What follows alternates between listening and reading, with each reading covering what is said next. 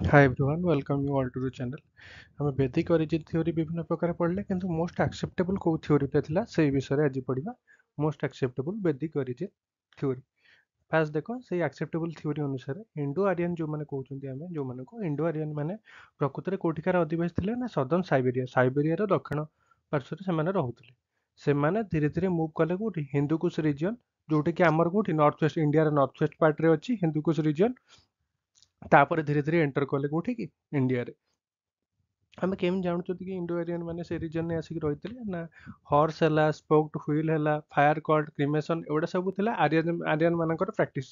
ଯେହେତୁ ଆରିଆନ୍ ମାନଙ୍କର ପ୍ରାକ୍ଟିସ୍ ଥିଲା ସେଇ ସମୟରେ ସେଠି ଦେଖାଉଥିଲା ମାନେ ସେଠିକି ଅବଭିୟସଲି ଆରିଆନ୍ ମାନେ ଆସିଥିଲେ ବା ବସତି ସ୍ଥାପନ କରିଥିଲେ ସେଠି ଆସିକି।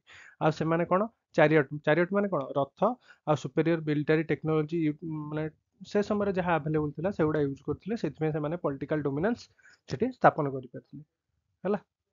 ତାପରେ ଦେଖ ଆଉ ସେ ରିଜିଅନଟାକୁ ଆମେ କ'ଣ କହୁଥିଲେ ସପ୍ତ ସିନ୍ଧୁ ରିଜିଅନ।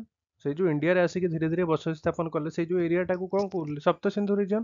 କ'ଣ ପାଇଁ ସପ୍ତ ସିନ୍ଧୁ କହୁଥିଲେ ନା ସାତଟା କ'ଣ ରିଭର ଆସିକି ସେଠି ରିଭର ସେଠି ପାସ୍ କରୁଥିଲା ହେଲା। ସେଥିପାଇଁ କହୁଥିଲେ ସପ୍ତ ସିନ୍ଧୁ ରିଜିଅନ। ଦେଖ କ'ଣ କ'ଣ ରିଭର ଥିଲା ଯୋଉଟାକୁ ଆମେ ଇଣ୍ଡସ୍ କହୁଛନ୍ତି ସେ ସମୟରେ ସିନ୍ଧୁ କୁହାଯାଉଥିଲା। ଆଉ ଝେଲମ ଯୋଉଟା ଆମେ କହୁଛନ୍ତି ସେ ସମୟରେ ବତିସ୍ତା କୁହାଯାଉଥିଲା। ଆଉ ଚେନାବ ଯୋଉଟା ତାକୁ ଅସ୍କିନି କୁହାଯାଉଥିଲା।